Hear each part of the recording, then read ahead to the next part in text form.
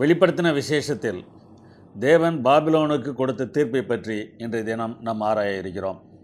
அதற்கு முன்னராக தேவன் நல்லவர் என்பதை நாம் அனைவரும் ஒருமுறை சொல்லுவோம். தேவன் நல்லவர். எல்லா காலங்களிலும் எல்லா சூழ்நிலைகளிலும் என்ன நேரிட்டாலும் தேவன் நல்லவர். நான் அதற்கு சாட்சி. இந்த வாரத்தில் மகா பாபிலோன் என்பது யார் என்பதையும், சிவப்பு நிற மிருகம் எது என்பதையும், பாபிலோனுக்கு என்ன தீர்ப்பு கொடுக்கப்பட்டது என்பதையும் நாம் தியானிக்க இருக்கிறோம். ஜெபம் பண்ணுவோம்.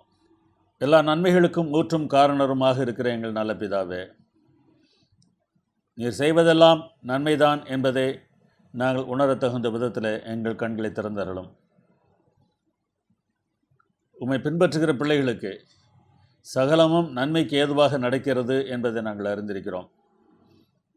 பாபிலோன் என்கிற அமைப்பு உம்முடைய பிள்ளைகளுக்கு விரோதமாக செயல்பட்டாலும் அதையும் கூட அவர்களுக்கு நன்மையாக மாற்றுவதற்கு நீர் வல்லவராக இருக்கிறீர்.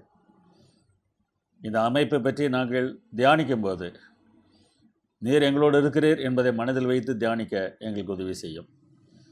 இயேசுவின் இனிய நாமத்தில் வேண்டுகிறோம் பரமபிதாவே, ஆமேன். நீங்கள் பார்க்கிற படமானது the shooting company of Captain Frans Banninck Cocq என்று முதலில் அழைக்கப்பட்டது. பிறகு நைட் வாட்ச் என்றும் அதை அழைத்தார்கள். 1642 ரெம்பிராண்ட் வான் ரீஜின் என்பவர் வரைந்த படம் இது. நெதர்லாந்து நாட்டிலே அதன் தலைநகராகிய ஆம்ஸ்டர்டம் என்கிற இடத்தில் இருக்கக்கூடிய காட்சி சாலையில் இந்த படம் இருக்கிறது. இது மிகப்பெரிய படம், மிகவும் பிரசித்தி பெற்ற ஒரு படம். 1975 செப்டம்பர் மாதம் 14 வில்ஹெல்மஸ் டி ரிஜிக் என்கிற ஒரு ஆசிரியர் உள்ளே வந்து அந்த படத்தை பார்த்து கொண்டிருந்த போது தன் கையில் வைத்திருந்த கத்தியினால் அந்த படத்தை கிழிக்க ஆரம்பித்தார். அவரை தடுப்பதற்கு முயன்றவர்களை தள்ளிவிட்டு கிட்டத்தட்ட 12 இடங்களிலே படத்தில் கீறல் போட்டுவிட்டார். பின்னர் பலர் சேர்ந்து அவரை பிடித்து கைது செய்தபோது, கடவுள் எனக்கு இந்த கட்டளையை கொடுத்தார், கடவுள் சொன்னதை நான் செய்கிறேன் என்று குறிப்பிட்டார். ஆனால் அவர் மனநிலை பாதிக்கப்பட்டவர் என்பது கண்டுபிடிக்கப்பட்டது. மிகவும் பிரசித்தி பெற்ற ஒரு படம். இந்த படம் இவ்வாறு கிழிந்து போனதே என்கிற எண்ணம், வேதனை அந்த காட்சி சாலையை நடத்தியவர்களுக்கு இருக்கத்தான் செய்தது. ஆனால் 4 ஆண்டுகள் வேலை செய்து அந்த படத்தை முன்னிருந்த நிலைக்கு கொண்டு வந்து விட்டார்கள். ஒரு சில இடங்களில் முன்பு இருந்தது போல் இல்லாவிட்டாலும் படம் மிகவும் அழகாக மீண்டும் காட்சியளிக்க ஆரம்பித்தது. ஒரு முறை கெட்டு போய்விட்டது என்பதனால அதை அவர்கள் தள்ளிவிடுவதற்கு ஆயத்தமாக இல்லை. மறுபடியும் சீர்படுத்தி அழகுபடுத்தி அதை எங்கள் காட்சி சாலையில் வைக்க வேண்டும் என்று அவர்கள் ஆசைப்பட்டார்கள். ஒரு படத்திற்கே இந்த மதிப்பு இருக்கிறது என்றால் தேவனுடைய சாயலில் படைக்கப்பட்ட மனிதர்களுக்கு எவ்வளவு மதிப்பு! இந்த உலகத்தில் பிறந்த ஒவ்வொரு மனிதனையும் தேவன் தமது சாயலில் புதுப்பிப்பதற்கு முயற்சி எடுத்துக்கொண்டே இருக்கிறார். மனிதன் என்பவன் வெறும் படம் இல்லை என்பதனால், அவனுக்கும் சுதந்திரம் இருக்கிறது என்பதனால், அவன் சம்மதமில்லாமல் இந்த புதுப்பிக்கிற வேலையை தேவனும் செய்ய முடியாது. தங்களை புதுப்பிப்பதற்கு சிலர் சம்மதிக்கிறார்கள், பலர் சம்மதிப்பது இல்லை. நாம் புதுப்பிக்கப்படுவதற்கு எதிராக சாத்தானும் செயல்பட்டு கொண்டே இருக்கிறான். இந்த போராட்டத்தில் நாம் செய்கிற தீர்மானத்தை வைத்தே நம்முடைய வெற்றி தோல்வி தீர்மானிக்கப்படுகிறது. இந்த போராட்டத்தில் தேவன் என்ன செய்கிறார் என்பதையும், சாத்தான் எதிர்த்து எவ்வாறு செயல்படுகிறான் என்பதையும் வெளிப்படுத்தின விசேஷத்தில் நாம் வாசிக்கிறோம். சாத்தான் செய்வதை விட தேவன் நமக்காக என்ன செய்கிறார் என்பதுதான் இந்த புத்தகத்தில் அதிகமாக இருக்கிறது. 7 பிரிவுகளாக இந்த புத்தகத்தின் செய்திகளை நாம் பார்க்கலாம். ஒவ்வொரு பிரிவுக்கு முன்னராக தேவாலயத்தின் காட்சி ஒன்று காட்டப்படுகிறது. வெளிச்சம் வருவதற்காக குத்துவிளக்குக்கு மத்தியில் ஆசாரியன் வேலை செய்வது போல சபைகளுக்கு மத்தியிலே தேவன் வேலை செய்கிறார் என்கிற செய்தியை 7 சபைகளுக்கு ஆண்டவர் கொடுத்த செய்தியின் மூலமாக நாம் பார்க்கிறோம். அந்த செய்தியை சொல்வதற்கு முன்னராக குத்துவிளக்கின் காட்சியை ஆண்டவர் காண்பித்தார். இந்த ஒப்புரவாக்குகிற செய்தியை உலகத்திற்கு அறிவிக்க வேண்டிய பணி இருக்கிறது. அந்த பணியை செய்வதுதான் 7 முத்திரையின் வேலை. அந்த 7 முத்திரை செய்தியை காட்டுவதற்கு முன்னராக பலிபீடத்தின் காட்சியை ஆண்டவர் காட்டுகிறார். அடிக்கப்பட்ட வண்ணமாய் இருக்கிற ஆட்டுக்குட்டி அங்கே காட்டப்படுகிறது. 7 எக்கால செய்தியை சொல்வதற்கு முன்னராக தூபபீடத்தின் காட்சி காட்டப்படுகிறது. 3 விதங்களிலே தேவன் மனிதர்களோடு செயல்பட்டு வருகிறார். சில இடத்துல நேரடியாக பேசுகிறார். 7 சபைகளுக்கான செய்தி அது. தேவன் நேரடியாக பேசுவதை உணர முடியாதவர்களிடத்தில் மனிதர்கள் மூலமாக பேசுகிறார். 7 முத்திரைக்கான செய்தி அது. அதையும் உணர முடியாத நிலையில் இருக்கிறவர்களை அடித்தாகிலும் திருத்த முடியுமா என்று பார்க்கிறார். 7 எக்காலத்திற்கான செய்தி அதைத்தான் காட்டுகிறது. அதே சமயத்தில் ஒப்புரவாகுதல் வேலையும் நடக்கிறது. இந்த போராட்டம் எதை அடிப்படையாக வைத்திருக்கிறது என்பதை வெளிப்படுத்தல் 11ஆம் அதிகாரம் 19ஆம் வசனம் காட்டுகிறது. யார் கையில் அதிகாரம் இருக்கிறது? யார் நம்மை கவனித்து வருகிறது? எந்த கட்டளைகளுக்கு நாம் கீழ்ப்படிந்து நடப்பதன் மூலமாக நம்முடைய அன்பு வெளிப்படுகிறது என்பதை சுட்டிக்காட்டுகிற உடன்படிக்கை பெட்டியானது வெளிப்படுத்தல் 11:19 காட்டப்படுகிறது. அந்த பெட்டிக்குள்ளே இருந்த மன்னா, ஆரோனின் கோல், 10 கற்பனைகள் சுட்டிக்காட்டுகிற தேவனுடைய செயல்களுக்கு எதிராக சாத்தான் எப்படி செயல்படுகிறான் என்பதை 12ஆம் 13ஆம் அதிகாரங்களிலே நாம் பார்க்கிறோம். சமூகத்தப்ப மேஜையின் மேல் 12 அப்பங்கள் வைக்கப்பட்டிருக்கின்றன. அந்த 12 அப்பங்கள் 144,000 பேரை சுட்டி காட்டுகிறதாக நாம் பார்த்தோம்.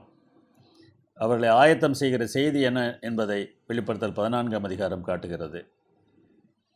வெண்கல கடல் என்று அழைக்கப்பட்ட கண்ணாடி கடல் அருகே வெற்றி பெற்றவர்கள் நிற்பதாக வெளிப்படுத்தல் 15ஆம் அதிகாரம் சொல்லுகிறது. அதில் இருக்கிற தண்ணீர் நாம் சுத்திகரிக்கப்படுவதை சுட்டி காட்டுகிறது. யாருக்கு தாகம் உள்ளதோ அவர்கள் இந்த ஜீவ தண்ணீரை இலவசமாக வாங்கி பருகலாம். நம்முடைய வாழ்க்கையில் சுத்திகரிப்பு அடையலாம். இது பரிசுத்த ஆவியானவர் நம்ம செய்கிற கிரியைகளை சுட்டி காட்டுகிறது. பரிசுத்த ஆவியானவருடைய கிரியைகளுக்கு சம்மதிக்காதவர்கள் அழிக்கப்படுகிறார்கள். அதுதான் 7 வாதைகள். அந்த 7 வாதைகளிலே அவர்கள் அழிக்கப்படுவதற்கு நியாயமான காரணங்கள் என்ன என்பதை 17ஆம் அதிகாரமும் 18ஆம் அதிகாரமும் நமக்கு காட்டுகின்றன. 7 வாதைகளை நாம் பார்த்தோம். அதில் 6 வாதைகளை பற்றிய சில குறிப்புகளை கடந்த வாரத்தில் பார்த்தோம். 7வது வாதையின் போது மகாபாபிலோன் அங்கே காணப்படுகிறது. வெளிப்படுத்தல் 16:17 இவ்வாறு வாசிக்கிறோம். 7ஆம் தூதன் தன் கலசத்தில் உள்ளதை ஆகாயத்தில் ஊற்றினான். அப்பொழுது பரலோகத்தின் ஆலயத்தில் உள்ள சிங்காசனத்திலிருந்து ஆயிற்று என்று சொல்லிய பெருஞ்சத்தம் பிறந்தது. ஆயிற்று என்கிற அந்த சத்தம் சொல்லப்படும் போது பூமியிலே சில மாற்றங்கள் நிகழ்கின்றன. அதில் ஒன்று வெளிப்படுத்தல் 16:19 சொல்லப்படுகிறது. மகாபாபிலோனுக்கு தேவனுடைய உக்கிரமான கோபாக்கினையாகிய மதுவுள்ள பாத்திரத்தை கொடுக்கும்படி அது அவருக்கு முன்பாக நினைப்பூட்டப்பட்டது. இந்த மகாபாபிலோன் என்பது எது? வெளிப்படுத்தல் 17:5 மகாபாபிலோனை பற்றி ஒரு விளக்கம் சொல்லப்படுகிறது. வெளிப்படுத்தல் 17ஆம் அதிகாரத்தில் சிவப்பான மிருகம் ஒன்றும் அந்த மிருகத்தின் மேலே ஒரு பெண் உட்கார்ந்து இருப்பதாகவும் சொல்லப்படுகிறது. அந்த பெண்ணை வேசி என்று வேதாகமம் அழைக்கிறது. அவளை பற்றி சொல்லியிருக்கிற வார்த்தை என்ன? ரகசியம், மகாபாபிலோன் வேசிகளுக்கும் பூமியில் உள்ள அருவருப்புகளுக்கும் தாய் என்னும் நாமம் அவள் நெற்றியில் எழுதியிருந்தது. ரகசியம் என்று சொல்லப்படுவதனாலே இது ஞான அர்த்தமுள்ளது என்று காட்டப்படுகிறது. ஞான அர்த்தமுடையதாக இந்த வேசியை மகாபாபிலோன் என்று வேதாகமம் அழைக்கிறது. இவள் மற்ற வேசிகளுக்கும் பூமியில் உள்ள எல்லா அருவருப்புகளுக்கும் தாய் என்றும் அழைக்கப்படுகிறாள். பெண் என்பது திருச்சபையை சுட்டி காட்டுகிற ஒரு வார்த்தை. இந்த ஆன்மீக மார்க்கத்தை சுட்டி காட்டுகிற ஒரு வார்த்தை. இங்கே இவள் வேசி என்று அழைக்கப்படுவதனால தேவனை மட்டுமே தன்னுடைய கணவனாக நினைக்காமல் வேறே கணவன்மாரை தேடின திருச்சபைகளை இது சுட்டிக்காட்டுகிறது. ஆன்மீக வல்லமையின் வேசித்தனம் என்ன, அருவருப்பு என்ன என்பதை நாம் முதலாவதாக பார்க்க வேண்டும். அந்த பெண் தன்னுடைய கையில் ஒரு பொற்பாத்திரத்தை பிடித்திருந்ததாக சொல்லப்படுகிறது. அந்த பொற்பாத்திரத்தில் என்ன இருந்தது என்பதை குறித்து 4ஆம் வசனத்தில் வாசிக்கிறோம். அந்த ஸ்திரீ இரத்தாம்பரமும் சிவப்பான ஆடையும் தரித்து தன் வேசித்தனமாகிய அருவருப்புகளாலும் அசுத்தத்தாலும் நிறைந்த பொற்பாத்திரத்தை தன் கையிலே பிடித்திருந்தாள். வேசித்தனமாகிய அருவருப்புகள் என்று இந்த வசனத்தில் வாசிக்கிறோம். அருவருப்பு என்றால் என்ன என்பதை பழைய ஏற்பாட்டு வசனங்கள் நமக்கு காட்டுகின்றன. எசேக்கியேல் 14:6 இவ்வாறு வாசிக்கிறோம். திரும்புங்கள், உங்கள் நரகலான விக்கிரகங்களை விட்டு திரும்புங்கள், உங்கள் சகல அருவருப்புகளையும் விட்டு உங்கள் முகங்களை திருப்புங்கள். முதலில் திரும்புங்கள் என்கிறார், பிறகு விக்கிரகங்களை விட்டு திரும்புங்கள் என்கிறார், பிறகு சகல அருவருப்புகளையும் விட்டு திரும்புங்கள் என்கிறார். விக்கிரகங்களை அருவருப்பு என்று வேதாகமம் அழைக்கிறது. 1 பேதுரு 4:3 அவர் சொல்வதை பாருங்கள். அருவருப்பான விக்கிரக ஆராதனையை செய்து வந்தோம் என்று பேதுரு குறிப்பிடுகிறார். விக்கிரகத்தை வணங்குவது அருவருப்பு, தேவன் அதை அருவருக்கிறார் என்று பார்க்கிறோம். ஏசாயா 42:8 அவர் வாசிக்கிறோம். என் மகிமையை வேறொருவனுக்கும் என் துதியை விக்கிரகங்களுக்கும் கொடேன் என்று சொல்கிறார். தேவனுக்கு கொடுக்கக்கூடிய இடத்தை வேறு விக்கிரகங்களுக்கு நாம் கொடுப்பது தவறான ஒரு தொழுகை முறையாக இருக்கிறது. ஒருவேளை கிறிஸ்தவர்கள் நாங்கள் அப்படியெல்லாம் எந்த விக்கிரகத்தையும் வணங்குவதில்லை என்று சொல்லலாம். விக்கிரகம் என்பது நம் கண்ணிற்கு தெரிகிற சிலையை வழிபடுவது மாத்திரம் அல்ல. விக்கிரக ஆராதனை என்று வேதாகமம் எதை அழைக்கிறது என்பதை குறித்து ஒரு சில வசனங்களை பார்ப்போம். எபேசியர் 5:5 இவ்வாறு வாசிக்கிறோம். விக்கிரக ஆராதனைக்காரன் ஆகிய பொருளாசைக்காரன். பொருள் மேலே ஆசை வைத்திருந்தால் அது விக்கிரக ஆராதனை என்று வேதாகமம் சொல்கிறது. எனவே விக்கிரக ஆராதனை செய்ய வேண்டும் என்றால் கண்முன்னராக ஒரு சிலையை வைத்து வழிபட வேண்டும் என்று அவசியமில்லை. நம்முடைய வாழ்க்கையிலே நமக்கு முக்கியமானது பொருள்தான் என்று நாம் செயல்பட்டோம் என்றால், பணம்தான் முக்கியம் என்று நாம் செயல்பட்டோம் என்றால் நாம் விக்கிரக ஆராதனைக்காரர்களாக இருக்கிறோம். பிலிப்பியர் 3:19 இவ்வாறு சொல்கிறது.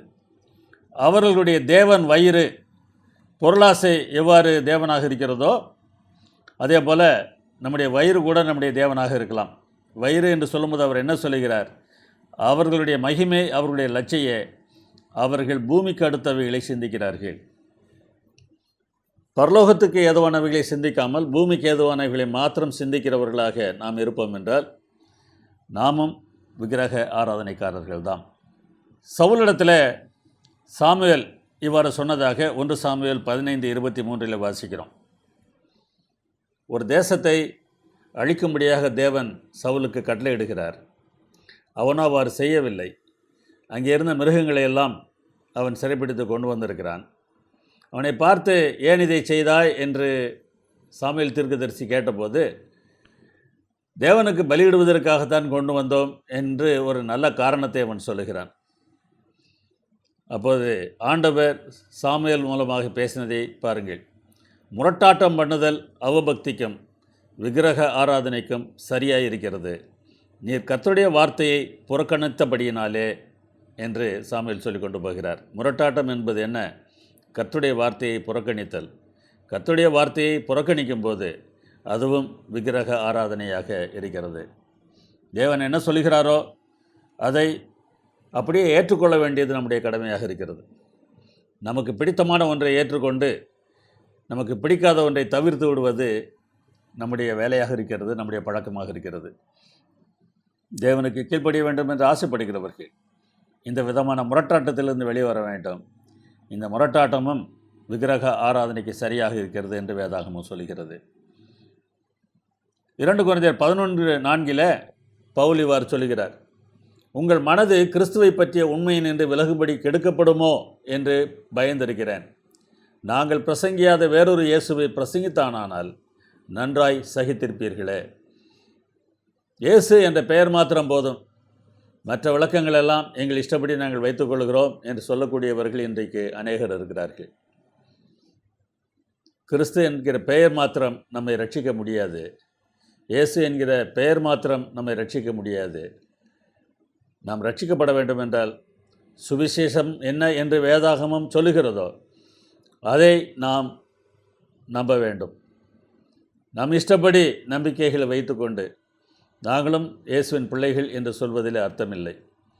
எனவே வேறே இயேசுவை, வேதாகமம் சொல்லாத இயேசுவை நாம் இயேசுவாக மனதில் நினைத்து கொண்டிருந்தால் நாமும் கூட இயேசுவை வணங்கவில்லை, விக்கிரகத்தை தான் வணங்குகிறோம். பழிவாங்குதல் எனக்கு உரியது, நானே பதில் செய்வேன் என்று கர்த்தர் சொல்லுகிறார் என்று ரோமர் 12:19 வாசிக்கிறோம். ஒருவனை பழிவாங்குவதற்காக நான் திட்டமிட்டு செயல்படுவேன் என்றால் தேவனுடைய இடத்தை நான் எடுத்துக்கொள்கிறேன். தேவனுடைய இடத்தை நான் எடுத்துக்கொள்வதனாலே எனக்கு நானே விக்கிரகமாக மாறிவிடுகிறேன். பழிவாங்குகிற தன்மை நம்மில் இருக்கும் என்றால் நாம் மாற வேண்டியது அவசியம். இது போன்ற பல விக்கிரகங்களை இன்றைக்கு நாம் வணங்கி கொண்டு நான் சரியான இடத்தில் தான் இருக்கிறேன், நான் சத்தியத்தில் இருக்கிறேன், எனக்கு வேதாகமத்தில் எல்லா வசனங்களும் தெரியும், எல்லா விளக்கங்களும் தெரியும், என்னுடைய கொள்கை சரியானது என்று சொல்லிக்கொண்டு இருப்பதில் எந்த விதமான அர்த்தமும் இல்லை. நமக்கு தெரிந்திருக்கிற எல்லா சத்தியங்களும் சாத்தானுக்கும் தெரியும், ஆனால் அவன் ரட்சிக்கப்பட போவதில்லை. சத்தியம் தெரிந்திருப்பது அல்ல, சத்தியத்தின்படி நடப்பது தான் மிகவும் முக்கியமானது.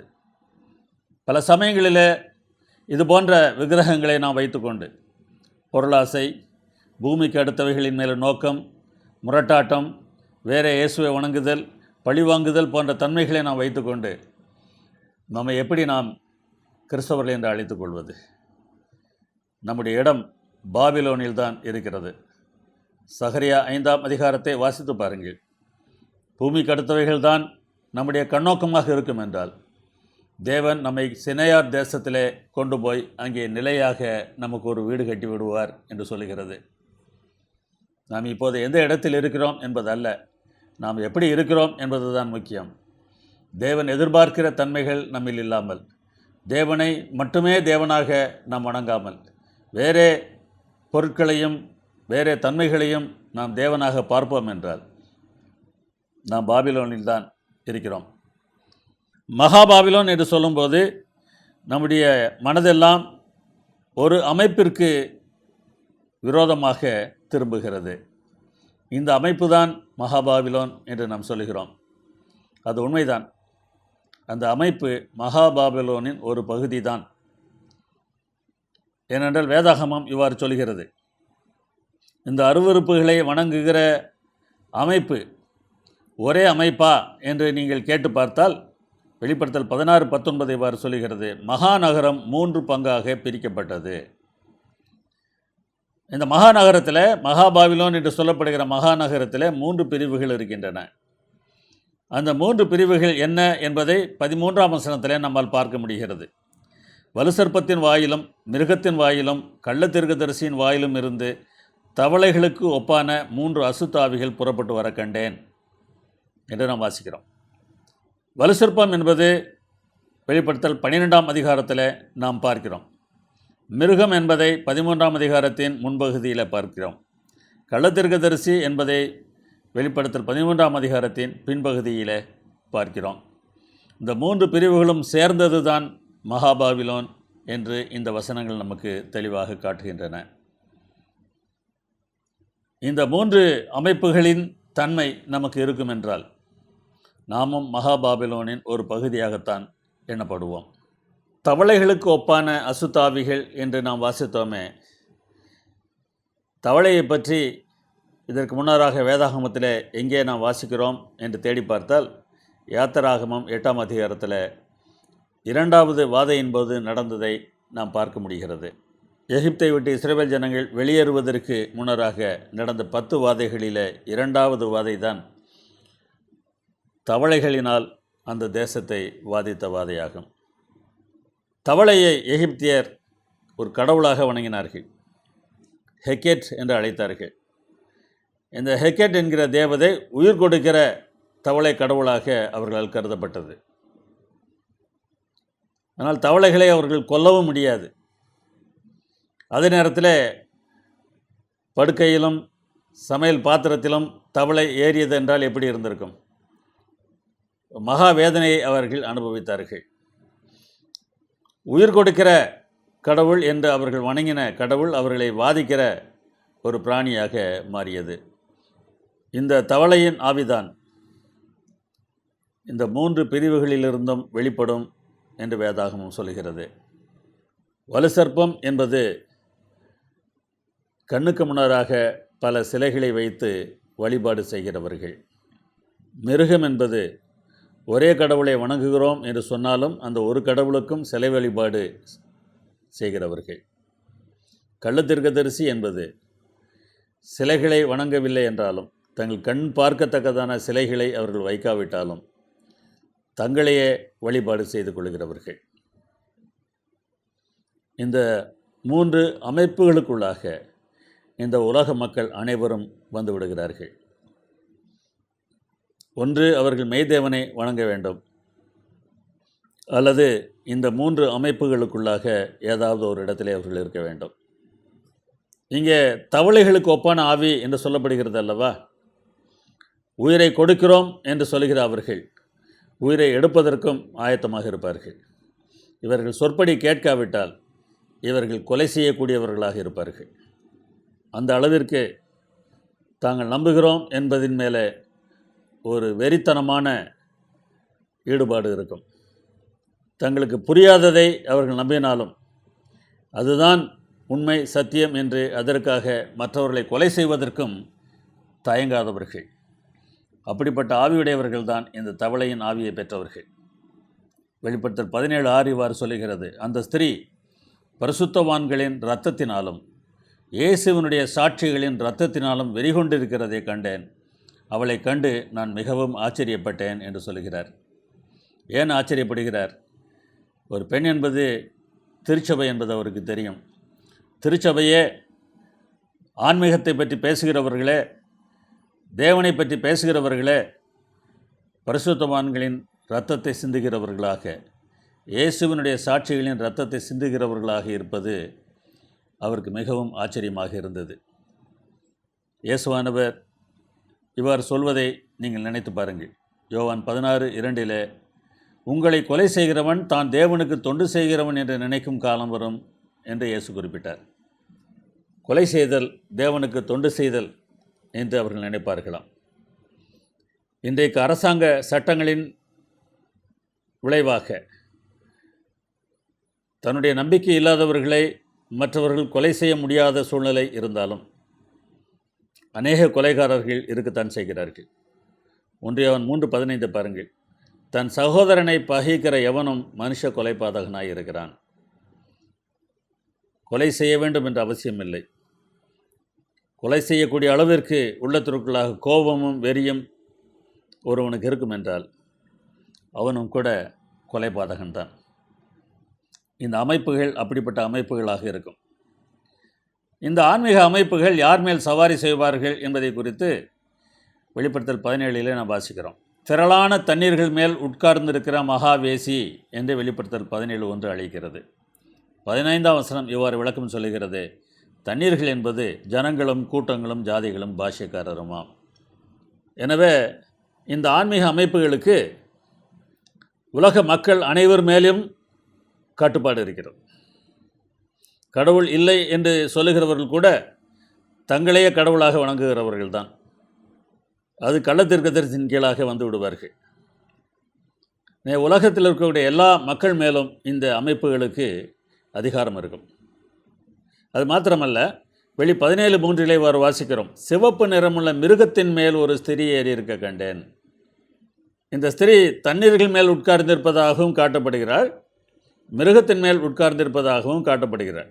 தானியேல் 7:17 அந்த 4 பெரிய மிருகங்களும் பூமியிலிருந்து எழும்புகிற 4 ராஜாக்கள் என்று வாசிக்கிறோம்.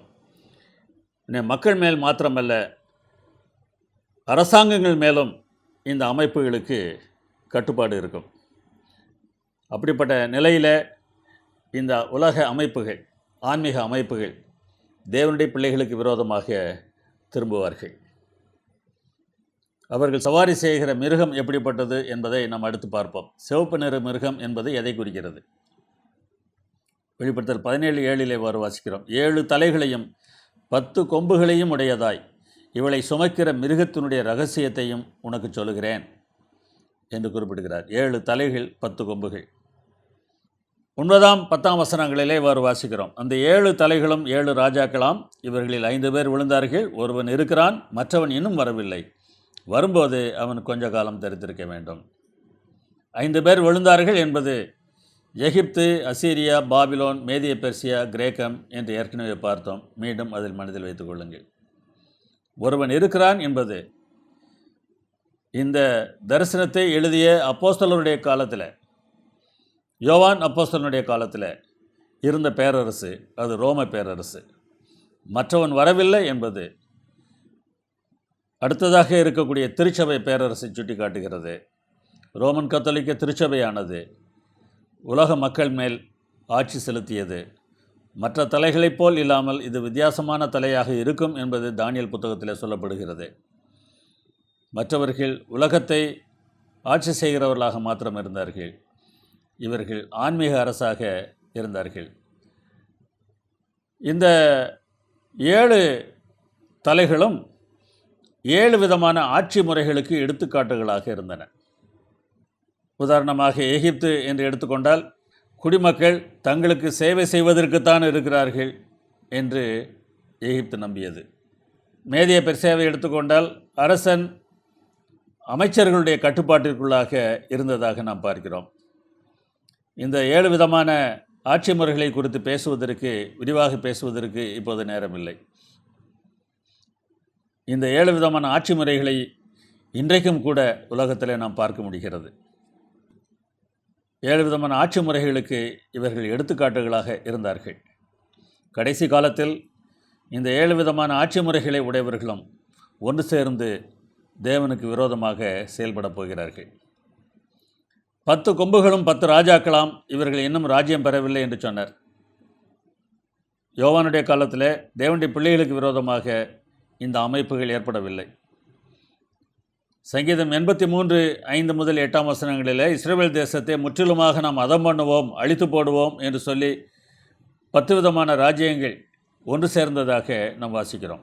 ஏதோமியர், இஸ்மவேலர், மோவாபியர், ஆகாரியர், கேபாலர், அம்மோனியர், அமலேக்கியர், தீருவின் குடிகள், பெலிஸ்தர், அசீரியர் என்று சங்கீதம் 83 சொல்கிறது. இந்த 10 ராஜாக்களுக்கு இவர்கள் ஒரு முன்னுதாரணங்களாக இருக்கிறார்கள். ரோம பேரரசுக்கு பிறகு இந்த 10 ராஜ்யங்கள் தோன்றின. அவ்வப்போது தேவனுடைய பிள்ளைகளை அழிப்பதற்கு இது போன்ற சிற்றரசுகள் ஒன்று சேர்ந்து அவர்களை அழிப்பதற்கு பிரயாசப்படுகின்றன. சிவப்பு நிற மிருகம் எது என்பதை குறித்து 8ஆம் வசனம் இவ்வாறு சொல்லுகிறது. நீ கண்ட மிருகம் முன்னே இருந்தது, இப்பொழுது இல்லை. அது பாதாளத்திலிருந்து ஏறி வந்து நாசமடைய போகிறது. இதுவும் எந்த காலத்தில் என்பதை எப்போதும் நாம் மனதில் வைத்திருக்க வேண்டும். யோவானுடைய காலத்தில் இவர் சொல்லுகிறார், முன்னே இருந்தது, இப்பொழுது இல்லை. அது பாதாளத்திலிருந்து ஏறி வந்து நாசமடைய போகிறது. யோவானுடைய காலத்தில் இல்லாத ஒரு அரசு, யோவானுடைய காலத்தில் இல்லாத ஒரு ஆட்சி முறை முன்பு இருந்தது, இனிமேல் வரப்போகிறது. அதுதான் அந்த மிருகம் என்று சொல்லப்படுகிறது. மிருகத்தின் 7 தலைகள் என்ன என்று பார்த்தோம். இப்போது மிருகம் எது என்பதை நாம் பார்க்க வேண்டும். 7 தலைகளில் முதல் தலை எகிப்து. ஆபிரகாம், யாக்கோபு, யோசேப்பு போன்ற தேவனுடைய பிள்ளைகள் எகிப்தில் இருந்தார்கள்.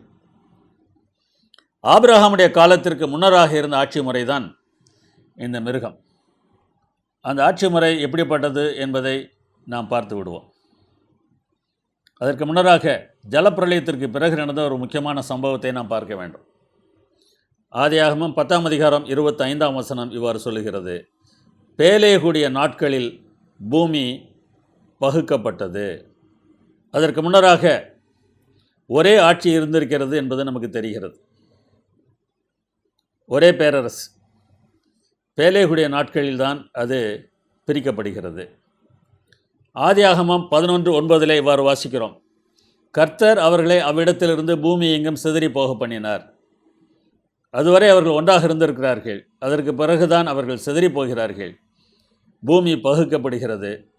இந்த சம்பவம் பாபேல் கோபுரம் கட்டிய சம்பவம் ஆகும். எனவே இந்த சம்பவமானது பேலேகு பிறந்த சமயத்தில் நடந்திருக்கும் என்று தெளிவாக தெரிகிறது. நோவா ஜலப்பிரளயத்திற்கு 600 ஆண்டுகளுக்கு முன்னராக பிறந்தார். நோவாவுடைய மகனாகிய சேம் ஜலப்பிரளயத்திற்கு 98 ஆண்டுகளுக்கு முன்னராக பிறந்தார். சேமுடைய மகனாகிய அர்பக்சாத் ஜலப்பிரளயத்திற்கு 2 ஆண்டுகள் பிறகு பிறந்தார். அர்பக்சாத்தின் மகனாகிய சாலா ஜலப்பிரளயத்திற்கு 37 ஆண்டுகள் பிறகு பிறந்தார். ஏபேர் என்கிற சாலாவின் மகன் ஜலப்பிரளயத்திற்கு 67 ஆண்டுகளுக்கு பிறகு பிறந்தார். பேலேகு ஜலப்பிரளயத்திற்கு 101 ஆண்டுகளுக்கு பிறகு பிறந்தார். கிட்டத்தட்ட ஜலப்பிரளயத்திற்கு 100 ஆண்டுகளுக்கு பிறகு இந்த உலகமானது பல தேசங்களாக பிரிகிறது. பூமி பகுக்கப்பட்டது. ஜனங்கள் சிதறி போகிறார்கள். அதுவரை அவர்கள் ஒரே ராஜ்யமாக இருந்திருக்கிறார்கள் என்று நமக்கு தெரிகிறது. நோவாவுடைய இன்னொரு மகன் காமுடைய மகன் கூஷுடைய மகன் நிம்ரோது என்று வேதாகம் சொல்லுகிறது. நோவாவுடைய 4ஆம் தலைமுறையை சேர்ந்தவர் நிம்ரோது. எப்போது பிறந்தார்கள் என்பது நமக்கு இங்கே சொல்லப்படவில்லை. சேமுடைய வம்சத்திற்கு தான் இந்த வருடங்கள் சொல்லப்பட்டிருக்கின்றன. இரண்டையும் ஒப்பிட்டு பார்த்தால் நிம்ரோதுவுக்கு கிட்டத்தட்ட சாலாவுடைய வயது இருந்திருக்கும் என்று தெரிகிறது. ஜலப்பிரளயத்திற்கு கிட்டத்தட்ட 40 ஆண்டுகள் பிறகு நிம்ரோது பிறந்திருக்க வேண்டும். அவருக்கு 60 வயதாகும் போது பாபேல் கோபுரம் கட்டுதல் நிகழ்ந்திருக்கும். நிம்ரோதுவை பற்றி ஆதியாகமம் 10:10 இவ்வாறு சொல்கிறது. சினையார் தேசத்தில் உள்ள பாபேல் நிம்ரோது ஆண்ட ராஜ்யத்திற்கு ஆதிஸ்தானம். பாபேலிலே நிம்ரோது ஆட்சி செய்திருக்கிறான். ஆதியாகமம் 10-11 அதிகாரங்களை வாசிக்கும் போது நிம்ரோது மாத்திரம்தான் ஆட்சி செய்ததாக சொல்லப்பட்டிருக்கிறது. நிம்ரோதுவுக்கு 60 வயதாகும்போது உலகத்தின் மக்கள் தொகை அதிகபட்சம் 65,000 பேர் தான் இருந்திருப்பார்கள். இந்த 65,000 பேரை ஒரே அரசனாக நிம்ரோது அரசாண்டது தெரிய வருகிறது. நீ கண்ட மிருகம் முன்னே இருந்தது என்று வெளிப்படுத்தல் சொல்லுகிறது அல்லவா? அந்த முன்னே இருந்த அந்த மிருகம் உலகம் முழுவதையும் அப்போதிருந்த மக்கள் அனைவரையும் ஒரே அரசனாக அரசாண்ட நிம்ரோதுவின் ஆட்சி முறையை தான் சுட்டி காட்டுகிறது. பாபேல் மாத்திரமல்ல, இன்னும் பல பகுதிகளையும் நிம்ரோது அரசாண்டதாக ஆதியாகமம் 10:10 சொல்கிறது. சினையார் தேசத்தில் உள்ள பாபேல், ஏரேக், அக்காத், கல்னே என்னும் இடங்கள் நிம்ரோது ஆண்ட ராஜ்யத்திற்கு ஆதிஸ்தானங்கள். அடுத்த வசனத்தை வாசித்தால் இன்னும் 4 இடங்களை அவன் கட்டியதாக சொல்லப்பட்டிருக்கிறது. அதற்கு பிறகு பூமி பகுக்கப்பட்டதுனால, பல தேசங்கள் உருவானதுனால ஒரே ஆட்சி என்பது மாற்றப்படுகிறது. இந்த ஒரே உலக பேரரசு தான் இருந்ததும் இராமற் போனதும் இனி இருப்பதுமான ராஜ்யம். உலகத் தோற்றம் முதல் ஜீவ புஸ்தகத்தில் பெயரெழுதப்பட்டிராத பூமியின் குடிகள் இருந்ததும் இராமற் போனதும் இனி இருப்பதுமாயிருக்கிற மிருகத்தை பார்த்து ஆச்சரியப்படுவார்கள் என்று வெளிப்படுத்தல் 17:8 சொல்கிறது.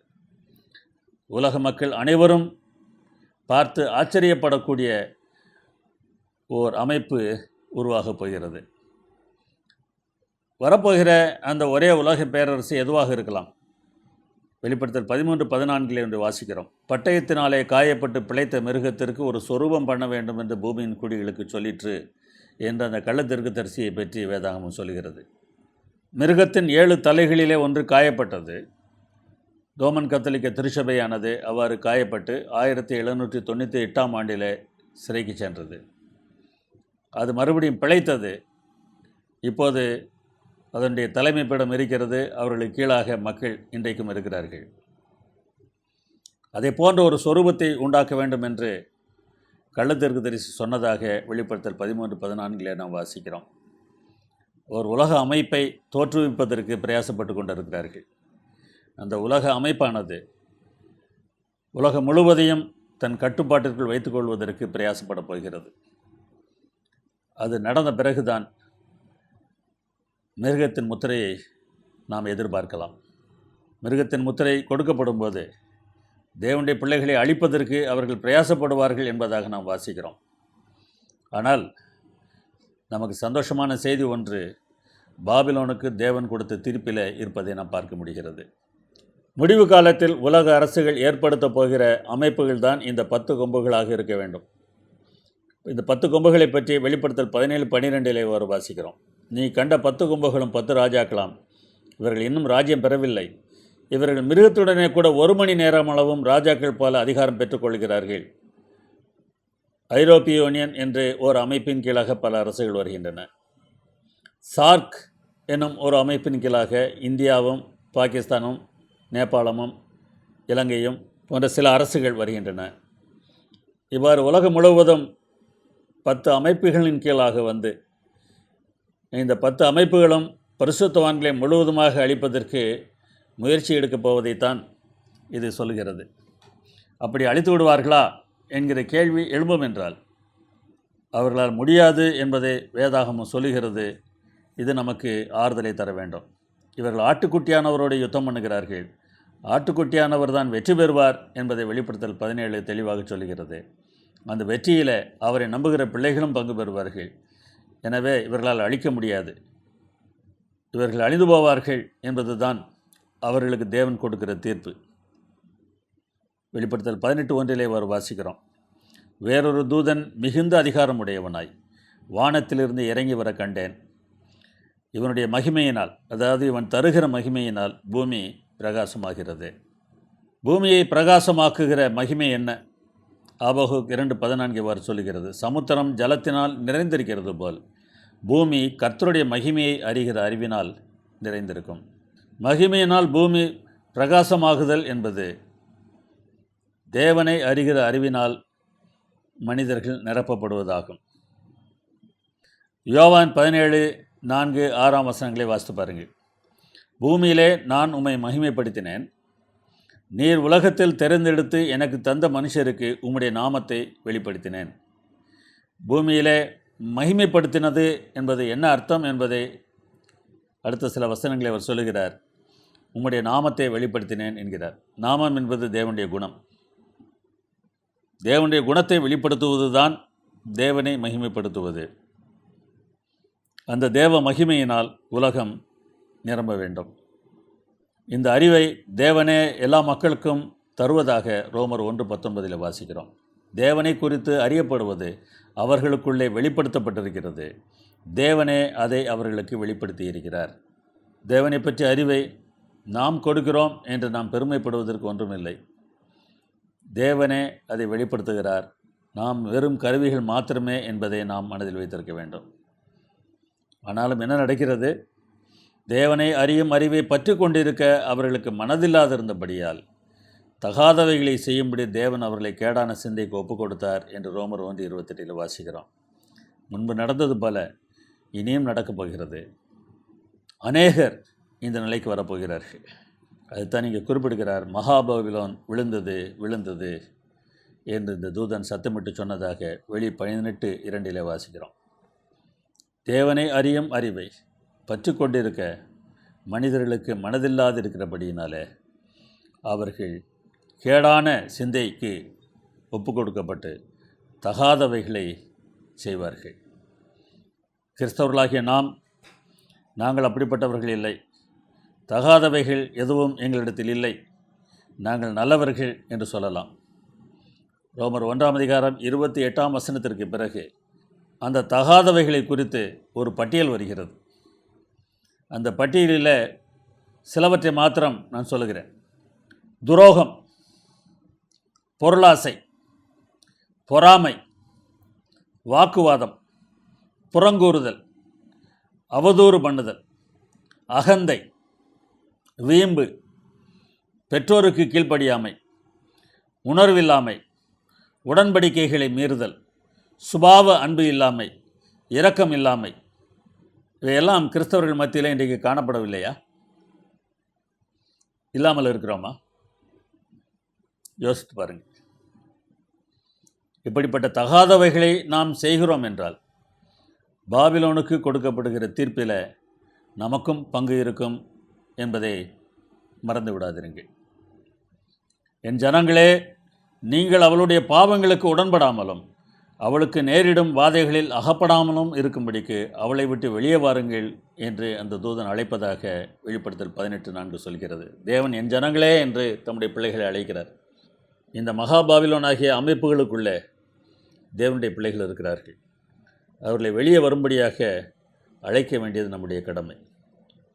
வெளியே வாருங்கள் என்றால் அமைப்பை விட்டு வெளியே வருவதா அல்லது அந்த தன்மைகளை விட்டு வெளியே வருவதா? சற்று நாம் யோசித்து பார்க்க வேண்டும்.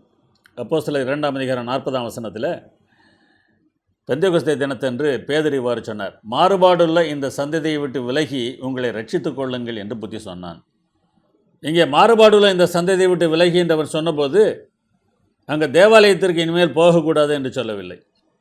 அதற்கு பிறகு அவன் தேவாலயத்திற்கு போய் வந்து கொண்டு தான் இருந்தான். அமைப்பை விட்டு வெளியே வருவதை குறித்து அவன் யோசிக்கவில்லை. மக்களுடைய அந்த மாறுபாடுள்ள தன்மைகளை விட்டு வெளியே வரும்படியாகத்தான் அவனை அழைக்கிறான். ஆனால் இன்றைக்கு நாம் அமைப்பை விட்டு வெளியே வருவதை குறித்து யோசிக்கிறோம். அந்த இடத்திலிருந்து இந்த இடத்துக்கு வந்து விட்டால் உனக்கு ரட்சிப்பு என்று எவ்வாறு நம்ம சொல்ல முடியும்?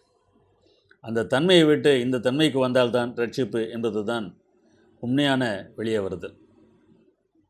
அப்படி தன்மையை மாற்றும்போது அமைப்பை விட்டு அவர்கள் வெளியே துரத்துவார்கள் என்பது உண்மைதான்.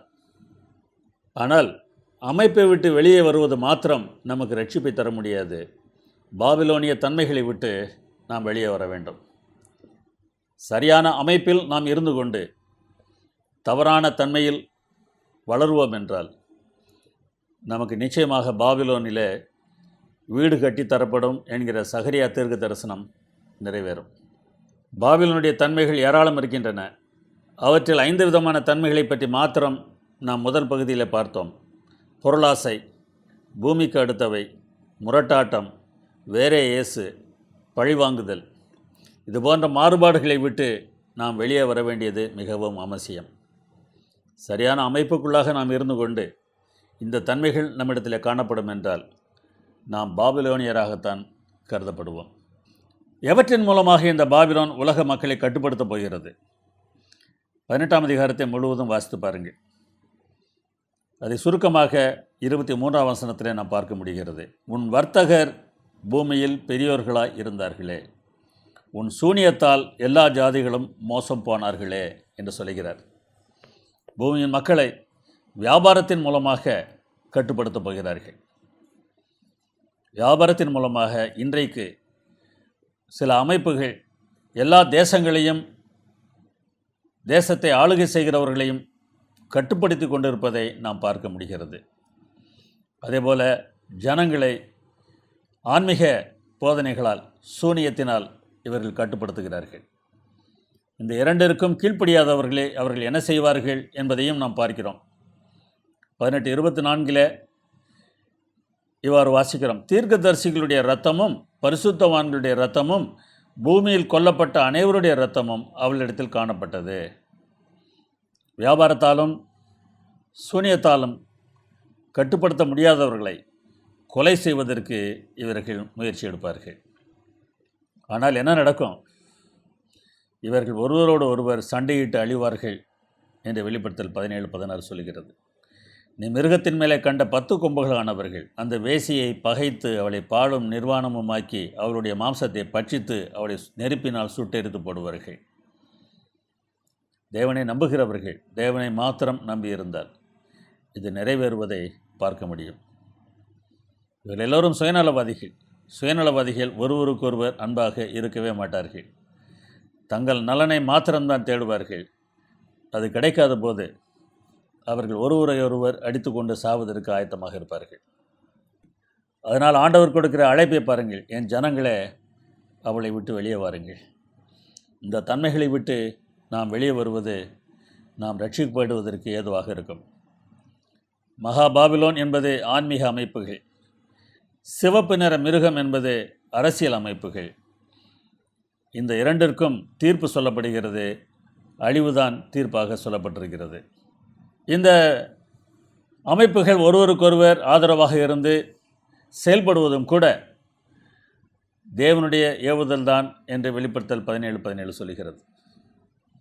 தேவன் தம்முடைய வார்த்தைகள் நிறைவேறும் அளவும் அவர்கள் தமது யோசனையை நிறைவேற்றுகிறதற்கும் ஒரே யோசனை உள்ளவர்களாயிருந்து தங்கள் ராஜ்யத்தை மிருகத்திற்கு கொடுக்கிறதற்கும் அவர்களுடைய இருதயங்களை ஏவினார். ஏன்னா மிருகத்திற்கு தங்கள் ராஜ்யத்தை கொடுப்பதற்கு அவர்கள் ஒன்றுபட்டு செயல்பட்டதும் கூட தேவனுடைய ஏவுதலினால்தான் என்று வேதாகமம் சொல்கிறது. தம்முடைய பிள்ளைகளை பாதுகாக்காமல் இது போன்ற ஒரு ஏற்பாட்டிற்கு தேவன் செயல்படுவாரா? உங்களுக்கு விரோதமாக இன்றைக்கு உலகம் ஒன்று திரண்டு உங்களை அழிப்பதற்கு முயற்சி எடுக்கும் என்றால் அதன் மூலமாகவும் தேவனுடைய நாமம் மகிமைப்படப் போகிறது என்பதை உணர்ந்து கொள்ளுங்கள். தேவனுடைய யோசனையை நிறைவேற்றுவதற்குத்தான் அவர்கள் அவ்வாறு செயல்படுகிறார்கள். தேவனுடைய வார்த்தை அவர்கள் மூலமாக நிச்சயமாக நிறைவேறும். அதற்கு பிறகு அவர்கள் ஒருவரை ஒருவர் அடித்து கொண்டு சாவார்கள். தேவனை நம்புகிற பிள்ளைகள் தங்களுடைய வாழ்க்கையில் அதை பார்க்க முடியும். சின்ன சின்ன உபத்திரவங்களில் தேவனுடைய வாக்குறுதி நிறைவேறுவதை நீங்கள் பார்க்கும்போது, உலகம் முழுவதும் நம்மை எதிர்க்கும்போது இந்த வாக்குறுதிகளின் நிறைவேற்றத்தை மனதில் வைத்து அப்போது நாம் வெற்றி பெற வேண்டும். இதுவரை தேவன் உங்களுடைய வாழ்க்கையில் உங்களுக்காக செய்த எல்லா நன்மைகளையும் யோசித்து பாருங்கள். அந்த நன்மை நிச்சயமாக உங்களுக்கு வெற்றியை தரும். சாத்தானுக்கும் அவனை சேர்ந்தவர்களுக்கும் அழிவு நிச்சயம் என்பது இந்த அதிகாரத்தில் நாம் பார்க்க முடிகிறது. மகாபாபிலோன் அழிக்கப்படும் என்று நாம் வாசித்தோம். அவர் கொடுக்கப்பட்ட தீர்ப்பு அவர்கள் அழிந்து போவார்கள், தேவனுடைய பிள்ளைகள் வெற்றி பெறுவார்கள் என்பது ஆகும். அந்த தீர்ப்பு நிச்சயம் நிறைவேறும் என்பதனால இப்போது நாம் மகிழ்ச்சியோடு இருக்கலாம். இரண்டாம் உலகப் போரின் சமயத்தில் நடந்த ஒரு சம்பவத்தை குறித்து நான் வாசித்தேன். மெக்டொனால்ட் என்கிற ஒரு விமானியும் ஸ்காட்லாந்து நாட்டை சார்ந்த ஒரு போதகரும் நண்பர்கள், இந்த 2 பேர்களும் ஜெர்மானியர்களினால் சிறைப்பிடிக்கப்படுகிறார்கள். அவர்களை கைதிகள் முகாமில் கொண்டு போய் கைதிகளாக அடைத்து விடுகிறார்கள். முகாமில் 2 பிரிவுகள் இருந்தன. ஒரு பிரிவு அமெரிக்கர்கள், இன்னொரு பிரிவு இங்கிலாந்து வீரர்கள். அந்த 2 பிரிவுகளுக்கும் இடையே ஒரு வேலி போட்டிருந்தார்கள். வேலியை தாண்டி அந்த பக்கம் போக முடியாது. ஒருவர் பார்க்கலாம், ஆனால் அவர்கள் ஏதாவது பேசினால் அங்கே இருக்கக்கூடிய காவலர்களுக்கு அது தெரியும். அமெரிக்க பகுதியில் தங்களிடத்தில் இருந்த சாதனங்களை வைத்து ரகசியமாக ஒரு வானொலி பெட்டி செய்து வெளியே என்ன நடக்கிறது என்பதை அவர்கள் அவ்வப்போது கேட்டுக்கொள்வார்கள். இது போன்ற கைதிகள் முகாமில் சாப்பாட்டை விட இது மிகவும் முக்கியமானது. வெளியே என்ன நடந்து கொண்டிருக்கிறது என்று தெரிந்து கொள்வது மிகவும் அவசியம் அல்லவா? போர் எப்படி நடக்கிறது, யார் வெற்றி பெற்று கொண்டிருக்கிறார்கள் என்கிற செய்திகளையெல்லாம் இந்த வானொலி பெட்டியின் மூலமாக அமெரிக்க வீரர்கள் தெரிந்து கொள்வார்கள். இதை உடனே இந்த விமானி மெக்டொனால்ட் வேலிக்கு அருகே சென்று ஸ்காட்லாந்து போதகர் இடத்துல சொல்லிவிடுவார். அவர்கள் அதை இங்கிலாந்து வீரர்களுக்கு சொல்லிவிடுவார்கள். இப்படியாக அவர்கள் ஒருவருக்கொருவர் ரகசியங்களை பரிமாறிக்கொண்டார்கள். இந்த இருவரும் கெய்லிக் எனும் மொழியிலே பேசி கொண்டதினால ஜெர்மானிய வீரர்களுக்கு அது விளங்காததினால் அவர்கள் என்ன பேசிக்கொண்டார்கள் என்பது தெரியாது. ஆனால் சற்று நேரம் மாத்திரம் பேசிவிட்டு 2 பேரும் பிரிந்து விடுவார்கள். அதனால் அதை குறித்து அவர்கள் அதிகமாக கவலைப்பட்டு கொள்ளவில்லை. ஒரு நாள் ஜெர்மனி சரணடைந்து விட்டது, நேச நாடுகள் வெற்றி பெற்று விட்டன என்கிற செய்தி வானொலி பெட்டியின் மூலமாக அமெரிக்க வீரர்களுக்கு தெரிந்தது. உடனே அந்த செய்தியை விமானி மெக்டொனால்ட் தன்னுடைய நண்பராகிய ஸ்காட்லாந்து போதகருக்கு கூறினார். 2 பக்கங்களிலும் ஒரே வெற்றி முழக்கம், சந்தோஷம், மகிழ்ச்சி. ஜெர்மானிய வீரர்களுக்கு என்ன நடந்தது என்று தெரியவில்லை. அவர்களுக்கு இன்னும் செய்தி வரவில்லை. 3 நாட்களுக்கு பிறகுதான் அவர்களுக்கு செய்தி வந்தது. செய்தி வந்தபோது அங்கே இருந்தவர்கள் தப்பி ஓடிவிட்டார்கள். இந்த கைதிகளுக்கு எப்போது விடுதலை கிடைத்தது என்று நினைக்கிறீர்கள்? இந்த வீரர்கள் ஓடிய பிறகா அல்லது ஓடுவதற்கு முன்னராகவே? அவர்கள் ஓடுவதற்கு முன்னராகவே அவருடைய மனதிலே விடுதலையின் சந்தோஷம் வந்துவிட்டது. ஏனென்றால் எதிரிகள் தோற்றுவிட்டார்கள். இன்னும் கொஞ்ச நேரம்தான், நான் வெளியே போக போகிறோம். கிறிஸ்தவர்களாகிய நமக்கும் கூட வெற்றி ஏற்கனவே கிடைத்து விட்டது. சாத்தான் தோற்றுவிட்டான். சிலுவையில் நமக்கு அந்த வெற்றி கிடைத்திருக்கிறது. அடிமைத்தனத்தில் இருப்பது போல சூழ்நிலை இருந்தாலும் அது கொஞ்ச காலம்தான். பாபிலோன் அழிக்கப்படும் என்று வேதாகமும் சொல்கிறது. நிச்சயமாக அழிக்கப்படும். வெற்றி தேவனுடைய பிள்ளைகளுக்கு என்கிற நம்பிக்கை நமக்கு இருக்க வேண்டும். இயேசுவின் மரணம் அந்த நம்பிக்கையை நமக்கு தருகிறது. அவருடைய மரணத்தினாலே சாத்தான் தோற்கடிக்கப்பட்டான். நாம் வெற்றி பெறப்போகிறோம். ஜெபம் பண்ணுவோம். எங்கள் நலப்பிதாவே, எங்களுக்காக நீர் வைத்திருக்கிற திட்டங்களை இந்த புத்தகத்தின் மூலமாக வெளிப்படுத்தி இருக்கிறதற்காக ஸ்தோத்திரிக்கிறோம். உலகம் முழுவதும் உங்களுடைய பிள்ளைகளுக்கு விரோதமாக திரண்டு நின்றாலும் அவர்கள் அழிக்கப்படுவார்கள். அவர்கள் ஒருவரை ஒருவர் அடித்து கொண்டு சாவார்கள். தேவனுடைய பிள்ளைகளுக்கு வெற்றி கிடைக்கும். உலகம் முழுவதும் நடக்கப் போகிற அந்த நிகழ்ச்சி இன்றைக்கு எங்களுடைய வாழ்க்கையில் எங்களுக்கு எதிராக மக்கள் திரண்டாலும் நாங்கள் தேவனை நம்புகிற பிள்ளைகளாக இருந்தோம் என்றால் அது நிறைவேறும் என்பதை திருஷ்டாந்தமாக நீர் காட்டி வருகிறதற்காக நாங்கள் நம்மை ஸ்தோத்திரிக்கிறோம். உமக்குள்ளாக எங்களை பாதுகாத்துக்கொள்ளும். அந்த நம்பிக்கையை நாங்கள் வளர்த்து கொள்ள எங்களுக்கு உதவி செய்யும். இயேசு நாமத்தில் வேண்டுகிறோம் பரமபிதாவே. ஆமென்.